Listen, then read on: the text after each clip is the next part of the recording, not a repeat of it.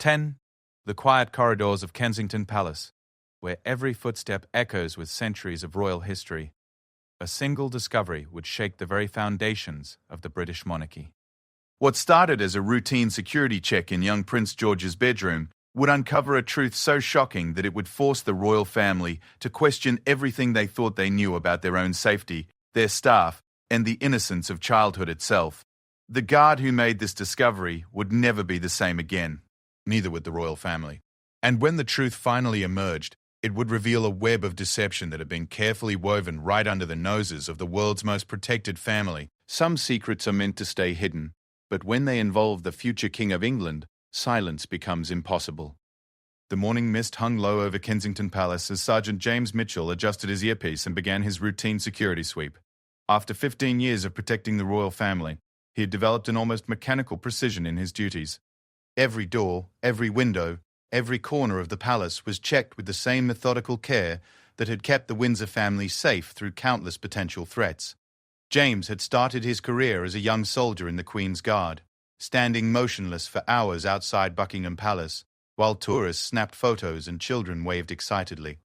Those days seemed simple compared to the complex security arrangements required for the modern royal family, especially with Prince William and Catherine's 3 children living full-time at Kensington Palace. The palace buzzed with its usual morning activity.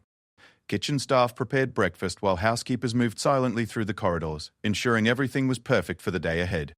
James nodded to Maria Santos, the head housekeeper, as she hurried past with fresh linens. Maria had been with the royal household for over 20 years, and her dedication was legendary among the staff. She knew every inch of the palace, every preference of its residents, and every routine that kept the household running smoothly. Prince William had already left for an early morning engagement, while Catherine was in the nursery with Princess Charlotte and Prince Louis. Prince George, now 10 years old and increasingly independent, had requested to sleep in later during his school holidays. It was a simple request that his parents had granted, not knowing it would lead to one of the most disturbing discoveries in recent royal history. James climbed the grand staircase to the family's private quarters, his footsteps muffled by the thick Persian carpet that had been a wedding gift from the Sultan of Brunei. The walls were lined with family photographs and children's artwork, creating a warm contrast to the formal portraits that dominated the public areas of the palace.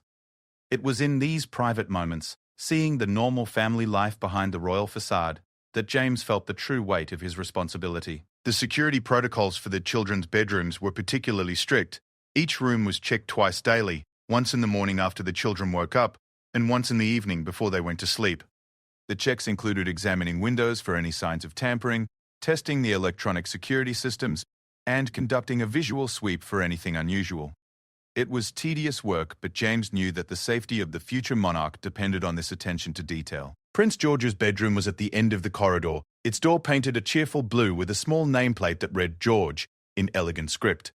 James knocked gently, waited for a response, and when none came, carefully opened the door. The 10-year-old was still fast asleep, his dark hair tousled against the pillow, completely unaware of the world of responsibility and scrutiny that awaited him as he grew older. The room was exactly what one would expect of a young prince's bedroom. Model airplanes hung from the ceiling, a testament to George's fascination with aviation that he had inherited from his father. Bookshelves lined one wall, filled with everything from picture books to more advanced texts about history and science. A desk by the window was covered with school supplies and a partially completed jigsaw puzzle depicting the solar system. James began his systematic check, starting with the windows that overlooked the palace gardens. The electronic sensors were functioning normally, and the locks showed no signs of interference.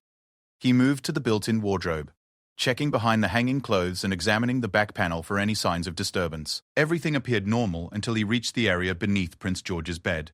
It was there, wedged between the mattress and the bed frame, that James noticed something that made his blood run cold.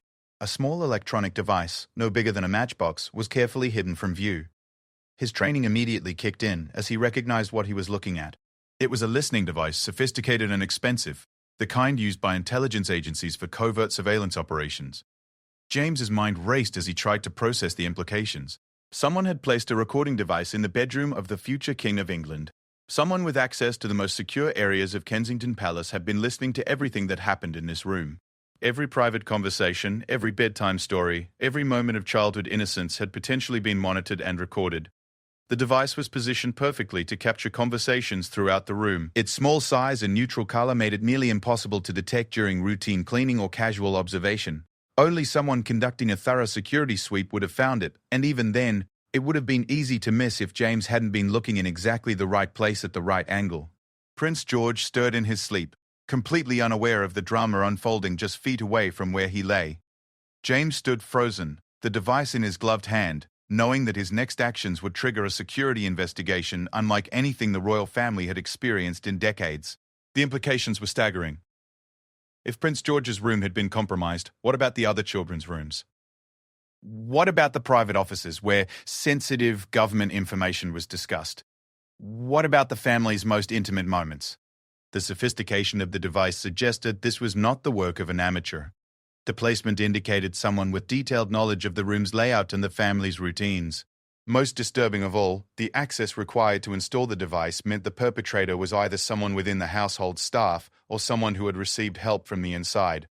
James carefully photographed the device in its original position before removing it completely. His hands were steady despite the adrenaline coursing through his veins.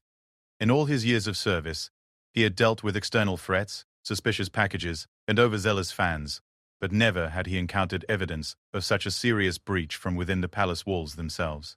The weight of responsibility pressed down on him as he realized that he was now part of a potential conspiracy that could shake the monarchy to its core. Who had placed this device? How long had it been there? What information had been gathered? And most importantly, who was receiving the transmissions? As Prince George continued to sleep peacefully, unaware of the violation of his privacy, James knew that this discovery would change everything for the royal family. The trust they placed in their staff, the security of their home, and the innocence of childhood would all be called into question. The morning sun streamed through the bedroom windows, casting long shadows across the floor as James prepared to leave the room and begin what would become one of the most intensive security investigations in royal history. But first, he took one last look at the sleeping prince, knowing that after today, the boy's life would never be quite as safe or simple as it had been just moments before. Outside the bedroom door, the palace continued its normal routine. Staff members went about their duties, unaware that one of their colleagues might be a traitor. The other members of the royal family carried on with their daily activities, not knowing that their most private moments might have been compromised. And somewhere, possibly very close by, someone was wondering why their carefully hidden listening device had suddenly gone silent. James closed the door quietly behind him and began the walk back to the security office, the small electronic device secure in his pocket. With each step, he felt the weight of what he had discovered and the responsibility of what would come next. The investigation that was about to begin would uncover secrets, destroy careers, and force the royal family to confront a level of betrayal they had never imagined possible. The peaceful morning at Kensington Palace was about to become anything but peaceful, and James Mitchell, who had dedicated his life to protecting the royal family, now faced the most challenging case of his career. The discovery in Prince George's room was just the beginning of a mystery that would take months to unravel and would forever change how the royal family viewed their own security and the people they trusted most.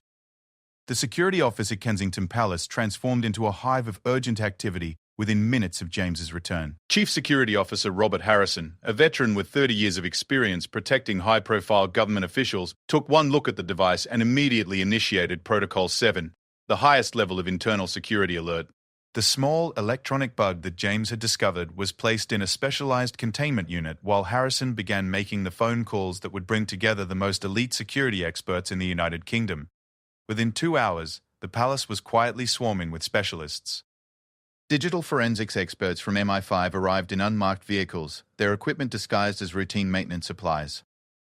Electronic surveillance specialists from Scotland Yard's Special Branch began conducting sweeps of every room in the palace, using devices so sensitive they could detect electronic signatures from equipment hidden inside walls or furniture.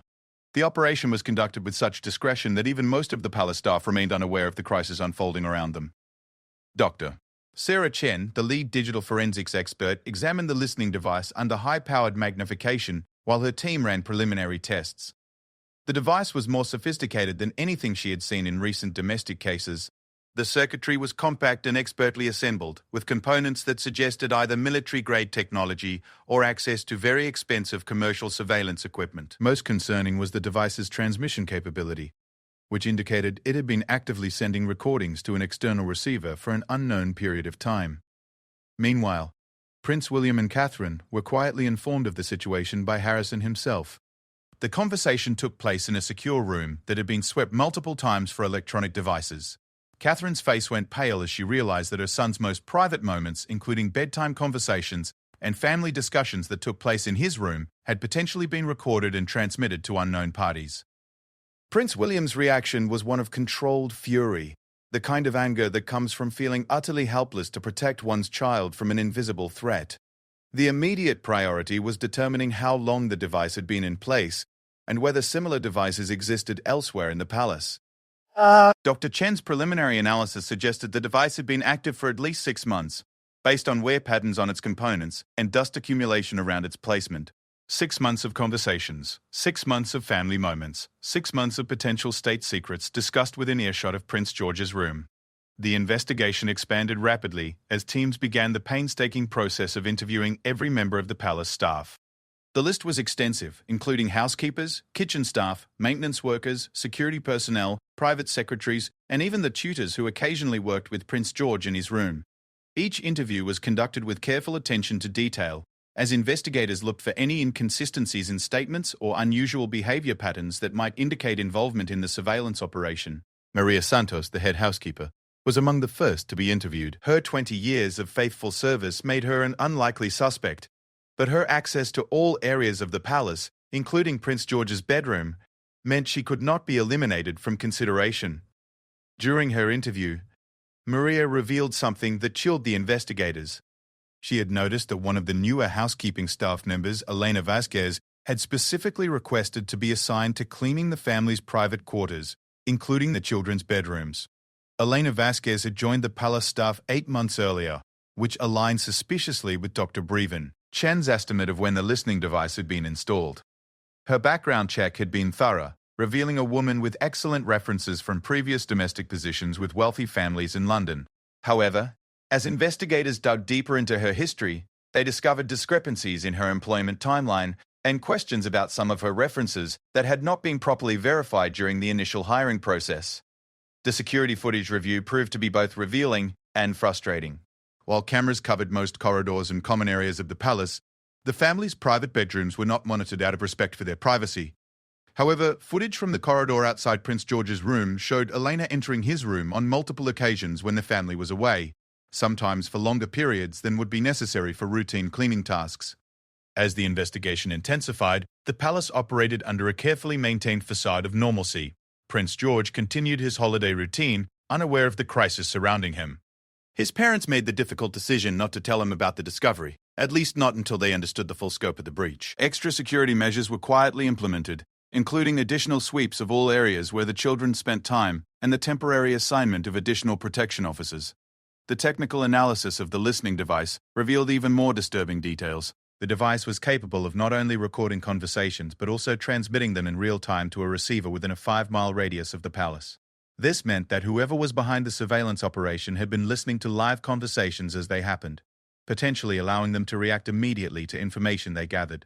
The sophistication of the operation suggested coordination and resources far beyond what a single rogue housekeeper could manage alone. Chen's team traced the device's components to a specialized electronics supplier in Eastern Europe, a company known to provide equipment to intelligence agencies and private security firms. The purchase trail led through a series of shell companies and international transactions designed to obscure the true buyer's identity. However, investigators did discover that payment for the device had been made through a cryptocurrency transaction that had been converted to cash at a specific exchange location in London. The cryptocurrency exchange, located in a busy commercial district, had security cameras that potentially captured images of the person who had made the transaction. Hours of footage were reviewed, and investigators identified a man in his 40s who had conducted the transaction at the exact time when payment for the surveillance device had been processed. The man appeared to be of Middle Eastern descent and was dressed in expensive clothing that suggested significant financial resources. Meanwhile, the search for Elena Vasquez intensified as investigators realized she had not reported for work in 2 days. A visit to her listed address revealed an empty apartment with clear signs that someone had left quickly and recently. Neighbors reported seeing a woman matching Elena's description, loading suitcases into a taxi 3 days earlier, just 1 day after the listening device was discovered in Prince George's room. The timing of Elena's disappearance could not have been coincidental. Somehow, she had been warned that the device had been discovered, which raised the terrifying possibility that the surveillance operation had additional components that remained active. If Elena or her associates could monitor the investigation itself, they might be able to stay one step ahead of the authorities while potentially threatening the safety of the royal family. As word of Elena's disappearance reached the investigation team, the scope of the security alert was expanded once again. International law enforcement agencies were notified, and Elena's photograph and details were shared with border control authorities across Europe. The investigation was no longer just about a privacy breach. It had become a manhunt for a suspected foreign agent who had successfully infiltrated one of the most secure households in the world. The royal family's daily routine was quietly but significantly altered as additional security measures were implemented. Public engagements were reviewed and some were postponed, while the children's activities were restricted to the most secure areas of the palace. The psychological impact on Prince William and Catherine was profound, as they struggled with the knowledge that their family's privacy had been violated in such an intimate way. Dr. Bernard Chen's continued analysis of the listening device revealed one more crucial piece of information. The device contained a small internal memory that had stored fragments of recent recordings, even after transmission. These fragments provided the first direct evidence of what kind of information had been compromised. The recordings included conversations between Prince William and Catherine discussing upcoming official engagements, conversations with government officials about sensitive matters, and even private family discussions about the children's education and security arrangements. The implications were staggering. Not only had the family's personal privacy been violated, but state secrets and security information had potentially been passed to unknown foreign interests. The investigation was now a matter of national security, with implications that extended far beyond the walls of Kensington Palace. As the second day of the investigation drew to a close, the team faced the disturbing realization that they were dealing with a sophisticated international espionage operation that had successfully penetrated the heart of the British royal family. The discovery in Prince George's bedroom was not an isolated incident, but part of a larger plot that threatened the security of the monarchy and potentially the nation itself. The race was on to find Elena Vasquez and her associates before they could disappear completely, or, worse yet, before they could strike again. The third day of the investigation brought a breakthrough that would expose the true scope of the conspiracy. Detective Inspector Amanda Foster from Scotland Yard's Special Branch had been analysing the financial records associated with the cryptocurrency transaction when she discovered something that made her blood run cold. The account used to purchase the surveillance device was linked to a series of other transactions, all related to surveillance equipment purchases spanning the previous 18 months. The pattern that emerged was methodical and terrifying. Someone had been systematically acquiring sophisticated surveillance technology not just for a single operation, but for an extended campaign. The purchases included micro-cameras, advanced listening devices, GPS tracking equipment, and even tools for intercepting digital communications. The total value of the equipment exceeded £500,000, suggesting the backing of a well-funded organisation. Dr. Barg. Chen's team had expanded their sweep of Kensington Palace to include areas beyond the family's private quarters. What they discovered confirmed their worst fears. 3 additional listening devices were found strategically placed throughout the palace. One was hidden in Prince William's private study, where he regularly conducted confidential phone calls with government ministers. Another was concealed in the main drawing room, where the family entertained visiting dignitaries and foreign officials. The third was found in Catherine's private sitting room, where she often met with her personal staff to discuss her charitable activities and official engagements. The sophistication of the placement indicated someone with intimate knowledge of the palace layout and the family's daily routines. The devices were positioned to capture the most sensitive conversations while remaining virtually undetectable during routine cleaning and maintenance. The operation had been planned and executed with a level of precision that spoke to extensive surveillance and preparation. Meanwhile, international law enforcement agencies had picked up Elena Vasquez's trail. Security cameras at Heathrow Airport captured images of her departing on a flight to Istanbul 3 days earlier, just hours before investigators had visited her empty apartment. Turkish authorities were cooperating with the investigation, but Elena had already vanished into the sprawling metropolis, where she could easily disappear among millions of residents or continue her journey to any number of countries in the region. The Turkish connection opened up new avenues of investigation. Intelligence agencies began examining recent geopolitical tensions and identifying foreign powers that might have an interest in gathering intelligence on the British royal family. The timing of the surveillance operation coincided with several sensitive international negotiations in which the British government had been involved, including trade discussions and defense agreements that could have significant implications for various nations. Back at Kensington Palace, the investigation team faced the challenge of determining how much classified information had been compromised. The memory fragments recovered from the devices revealed conversations that touched on upcoming state visits, discussions about government policy decisions, and even preliminary talks about security arrangements for future royal engagements. The breadth of information that had been gathered was stunning and represented a massive intelligence coup for whoever was behind the operation. Prince William requested a private meeting with the investigation team, during which he revealed something that added another disturbing dimension to the case. Over the previous months, he had noticed that information about private family plans seemed to be leaking to the media with unusual frequency. Details about the children's school activities, family vacation plans, and even private medical appointments had appeared in tabloid newspapers despite the family's efforts to keep such information confidential. At the time, the leaks had been attributed to overeager palace staff selling information to the press, a problem that had plagued the royal family for years.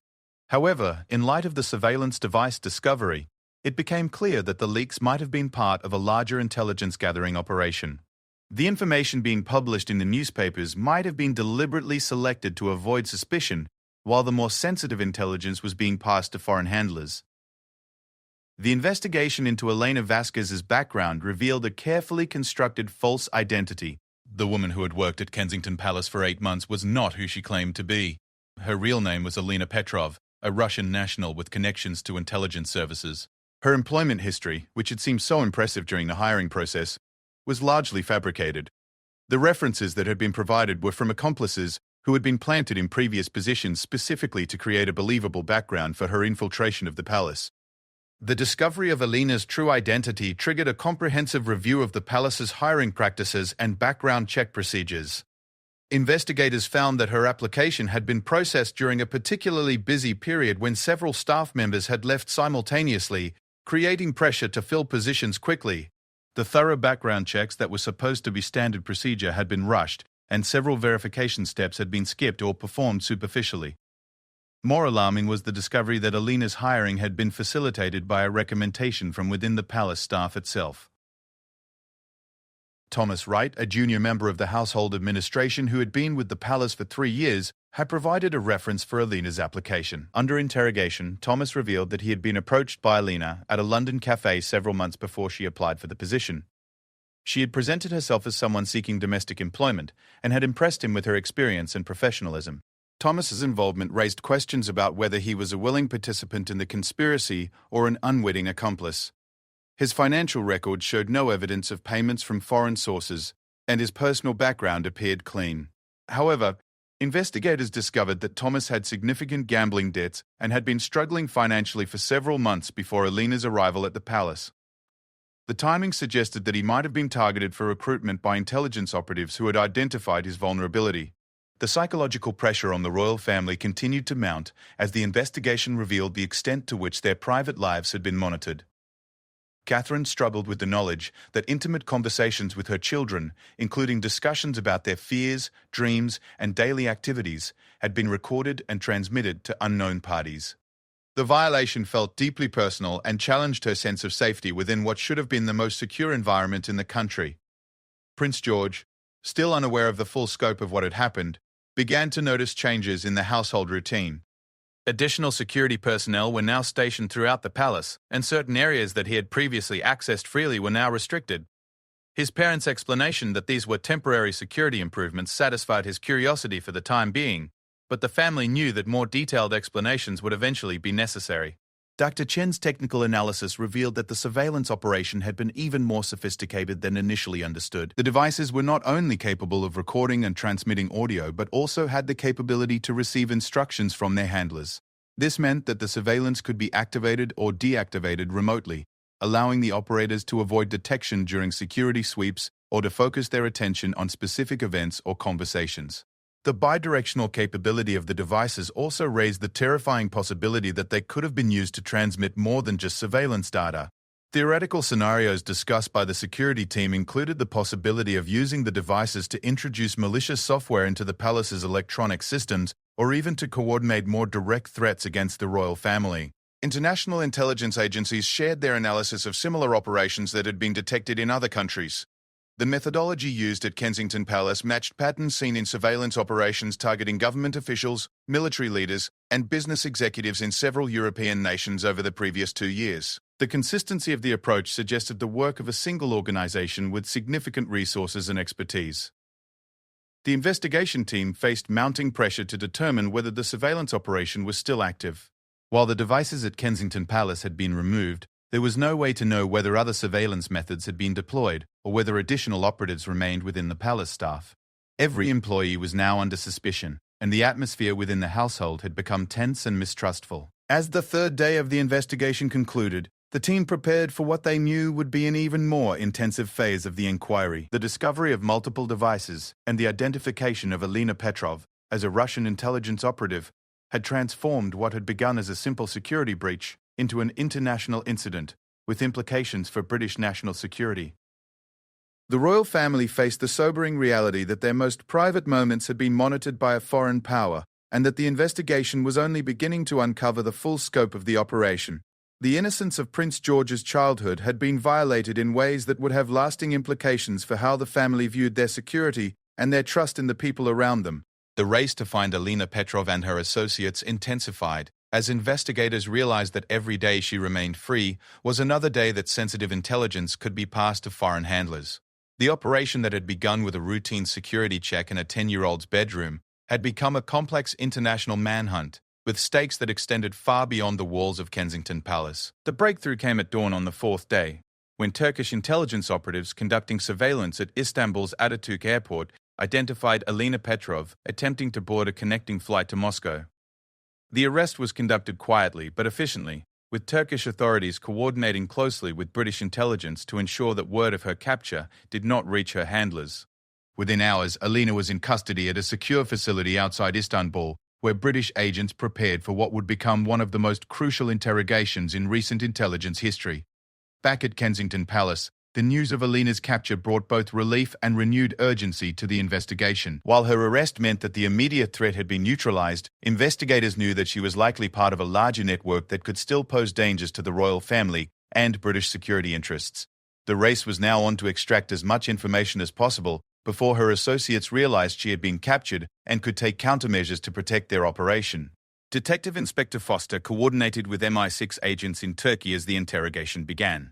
Alina initially maintained her cover story, insisting that she was simply Elena Vasquez, a domestic worker who had panicked and fled when she heard about increased security at the palace. However, her interrogators were prepared with extensive evidence about her true identity and connections to Russian intelligence services. The sophisticated surveillance equipment found in Prince George's room, the financial trail leading back to Russian accounts, and the carefully constructed false identity all pointed to a level of preparation that went far beyond what a simple domestic worker could accomplish. The breakthrough in the interrogation came when investigators presented Alina with evidence of the harm her operation had caused to Prince George and his siblings. Photographs of the 10-year-old prince, unaware that his most private moments had been monitored, seemed to affect her in ways that threats of prosecution had not. Perhaps it was maternal instinct, or perhaps it was simply the realization that her situation was hopeless. But Alina began to provide information about the operation she had been part of. The intelligence she revealed was both fascinating and terrifying. The surveillance operation at Kensington Palace was part of a much larger campaign called Operation Royal Watch that had been planned and executed over a 3-year period. The operation's goals extended far beyond simple intelligence gathering. The Russian intelligence services behind the operation were attempting to map the daily routines, security procedures, and personal vulnerabilities of the British royal family with the intention of potentially using this information for future coercive operations. Alina revealed that she had been recruited specifically for this mission while working as a legitimate domestic worker for wealthy families in Moscow. Her handlers had identified her as an ideal candidate because of her genuine experience in household management and her ability to blend seamlessly into the domestic staff environment. She had spent 2 years in specialized training, learning not only surveillance techniques, but also British customs, accent modification, and the specific protocols of royal household management. The most chilling revelation was that Alina had not been working alone within Kensington Palace. She identified Thomas Wright as a willing collaborator who had been recruited months before her arrival. Thomas's gambling debts had made him vulnerable to recruitment, but his cooperation had gone far beyond simply providing a reference for Alina's employment. He had been feeding information to her handlers about the family's daily routines, upcoming travel plans, and even internal security procedures. Thomas Wright was arrested at his London apartment while Alina's interrogation was still ongoing. The evidence against him was overwhelming, including encrypted communications with known Russian intelligence operatives and unexplained deposits into offshore bank accounts that corresponded with specific intelligence reports he had provided. His arrest sent shockwaves through the palace staff, as Thomas had been considered a loyal and trustworthy employee who had shown no signs of disloyalty or suspicious behavior. During his own interrogation, Thomas broke down and confessed to his role in the operation. His story was one of gradual compromise, beginning with small favors in exchange for money to pay his gambling debts, and escalating to providing detailed intelligence about the royal family's private lives. He had initially rationalized his actions by telling himself that he was only providing harmless information about social events and travel plans, but he eventually found himself trapped in a situation where his handlers demanded increasingly sensitive intelligence. The information Thomas provided helped investigators understand the full scope of what had been compromised. Over the course of 18 months, he had provided detailed floor plans of Kensington Palace, information about security personnel and their routines, advance notice of visiting dignitaries and their security arrangements, and even personal information about the royal children's education and extracurricular activities.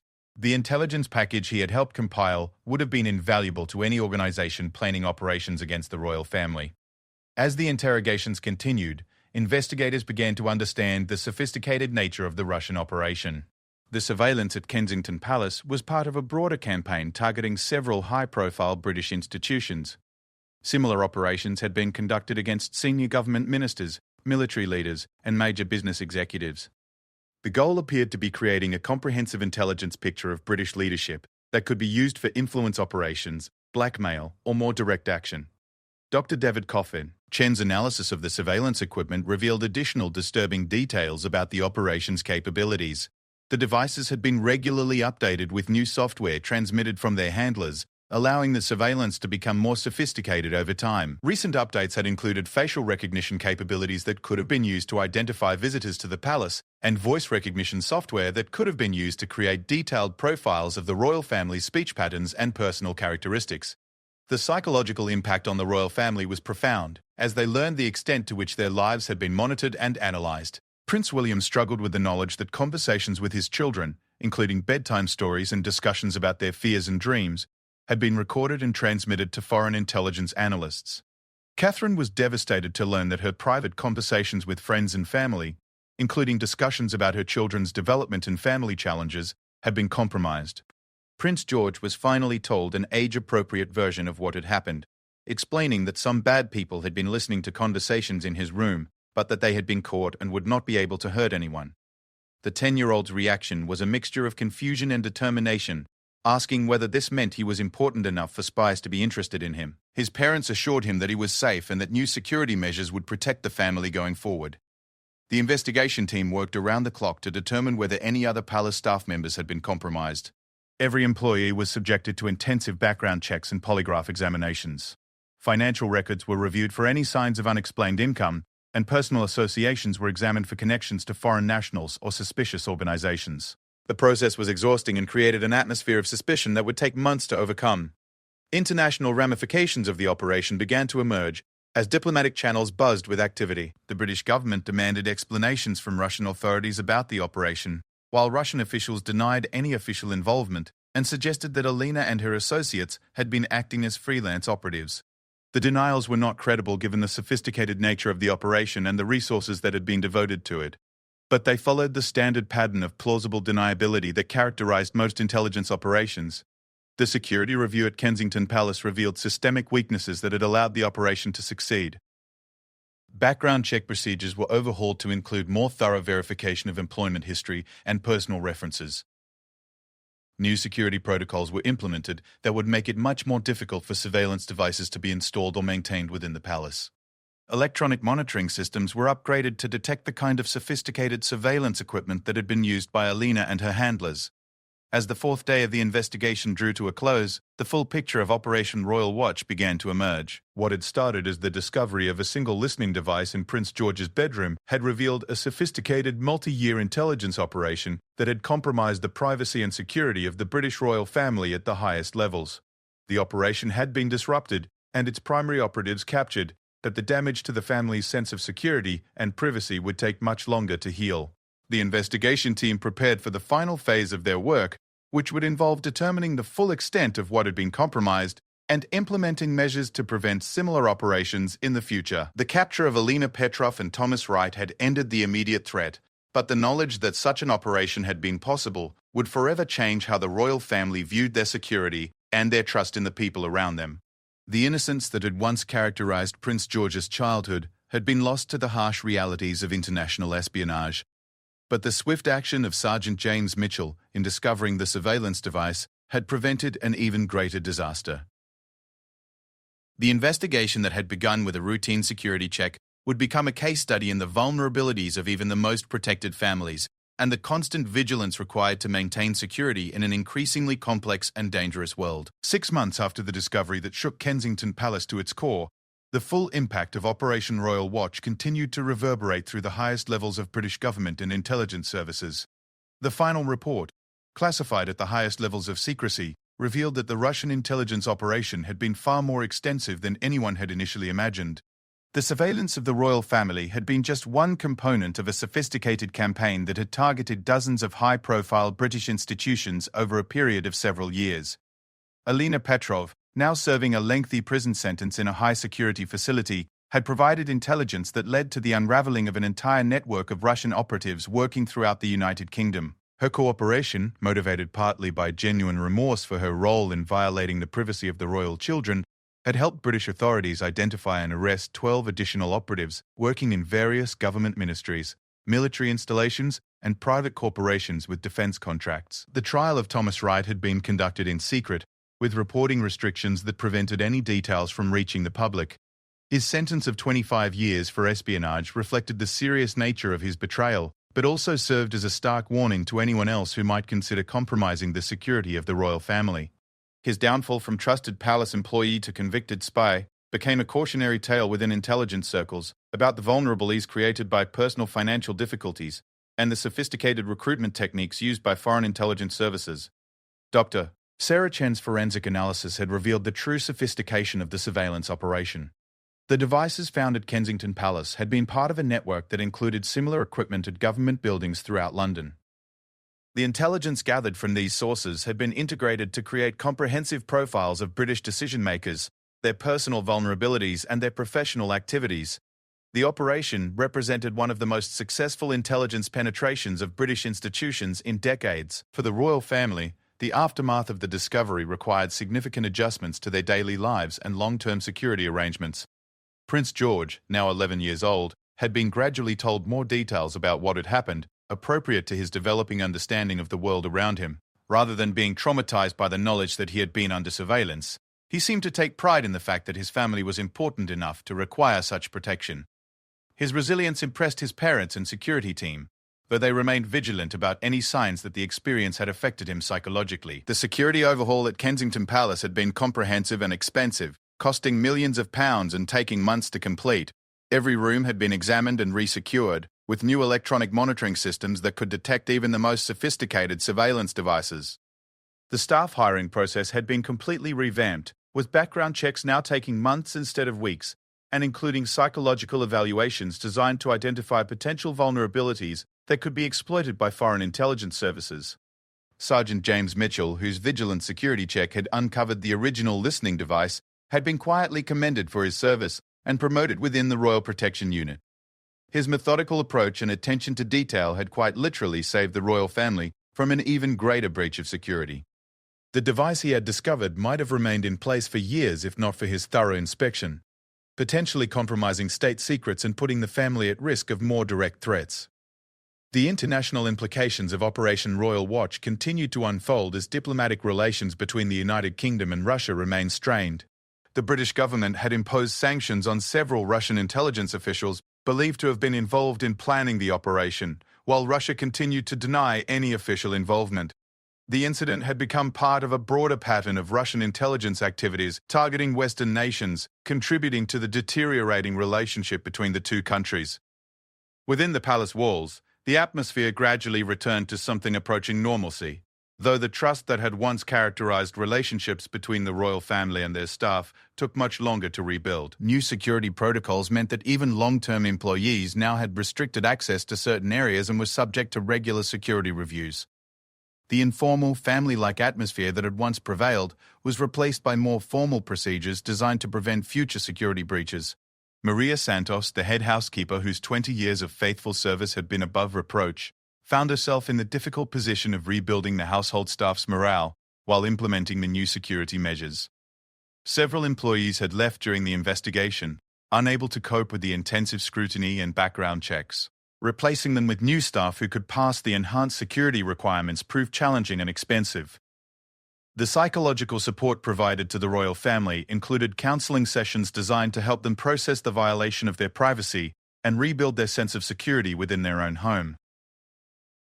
Catherine, in particular, struggled with the knowledge that intimate family moments had been recorded and analyzed by foreign intelligence analysts.